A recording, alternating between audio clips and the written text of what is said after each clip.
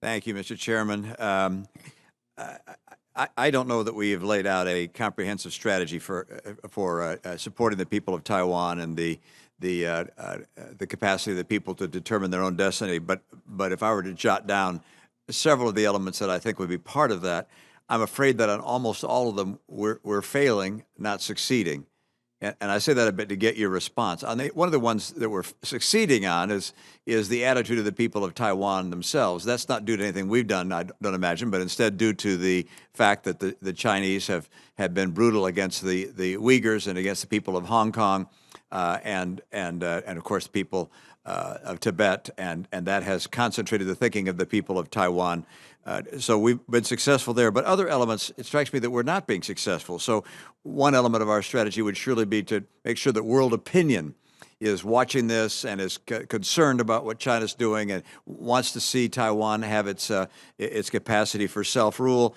And yet, as it's already been mentioned, we're seeing greater and greater diplomatic isolation of Taiwan by nations around the world. A second element, or third element, would be if you will, the military porcupining, if you will, the capacity of Taiwan to make decisions to make itself a very difficult target, and to make sure that the Chinese aggressors would recognize that the cost of invasion would be severe indeed. And on that one, I know this is not a classified session, so we can't go into that in depth, but I don't come away thinking that that's become as much stronger as we would have liked it to become. The next would be a communication of severe economic consequence were there to be an incursion against Taiwan. And while we talk about that, I don't know that we've communicated to the Chinese or collaborated with our friends around the world a decision of just what we would do to inform China in advance of what we, the collective nations of the world, would do were they to take aggressive action against Taiwan. And the final element of our strategy might be our commitment to the region and communicating our commitment to the region. And the decision made by the prior administration and not yet reversed by this one to back out of the TPP does not communicate commitment to the region. There's some things we do that obviously are able to so commit, but that decision was not. There was a discussion made that we don't like multilateral trade agreements, we like bilateral agreements, but we didn't enter into bilateral agreements. So we're just sort of, we disappeared. There would be opportunities, for instance, with the ASEAN nations to enter into a digital trade agreement and to begin the process again. But I'm concerned that if I were China looking at this, I'd say this is getting easier, not harder. Am I misreading that? And I don't mean to be blaming just this administration. I'm looking back over the last several years of American policy, but it strikes me that on almost every dimension of an effective strategy, we're not winning, we're losing. Senator, thank you. Ambassador, please, yeah. Senator, thank you very much for your comments and your question. Senator, none of us underestimate the scope of the challenge, but I would argue that there are also reasons for optimism.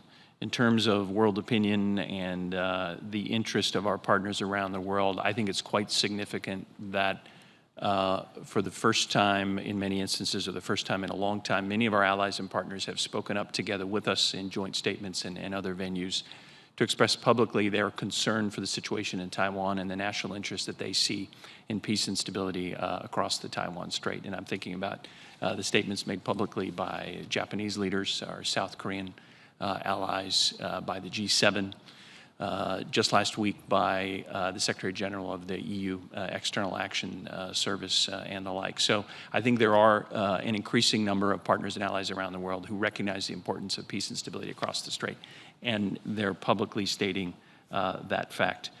In terms of our military deterrence strategy, I'll let Assistant Secretary Ratner reply to that in more detail, but what you've outlined, Senator, precisely is our strategy, assisting Taiwan to develop an asymmetric defense, and that's what we're focused on every day. Certainly the economic consequences of any conflict across the Strait would be severe. I think that we are making that clear, and it's up to us every day to, I think, demonstrate that. And as Secretary Blinken has said recently, this would be a serious mistake if China were to ever take that step with very serious consequences. And in terms of our commitment to the region, Senator, I would say it's what animates our actions every day. I know from my most recent travels to the region over the last month and the engagement of our leadership from the President, the Secretary of State, Secretary of Defense on down, we demonstrate on a daily basis our ironclad commitment to the security of our treaty allies, our strong commitment to peace and security and prosperity across the Indo-Pacific region, and that's what animates our actions every day. Let me stop there, sir. Dr. Ratner, thank you. Yeah, Senator Romney, thank you. I would offer a more optimistic view of at least the trajectory of where we're headed on some of the issues that you raised. I share your concerns about the military challenge. China's military modernization is certainly stressing stability across the strait, but we have seen, particularly under the leadership of President Tsai, we have seen Taiwan taking incredibly important steps on trying to modernize and reform its own military. We have seen them increasing their defense budget. We have seen them increasingly focused on asymmetric capabilities and the kinds of capabilities that we think will strengthen deterrence, and we've seen them starting to walk down the road of making some fairly significant reforms, reserve reforms, and in other areas that are going to enable them to defend themselves. At the same time, at the Department of Defense, we are increasingly focused on this challenge. Secretary Austin has articulated China as the top-pacing challenge, and we're in the process of updating capabilities, expediting experimentation and prototyping, developing new operational concepts, and updating our posture in the region to be better prepared to deter aggression in this area. And as it relates to allies and partners, I think we are seeing increasing concern and increasing action, including on the security side. We had our very first ever combined, meaning with another country, Taiwan Strait transit within the last couple months. That was with Canada.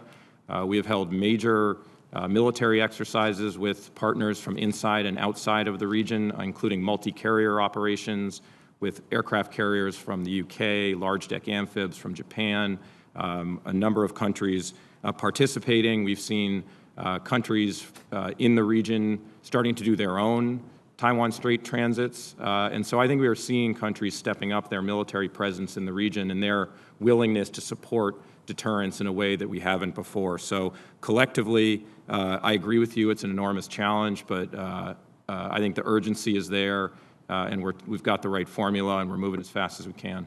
Senator Shaheen's recognized. Thank you, Mr. Chairman.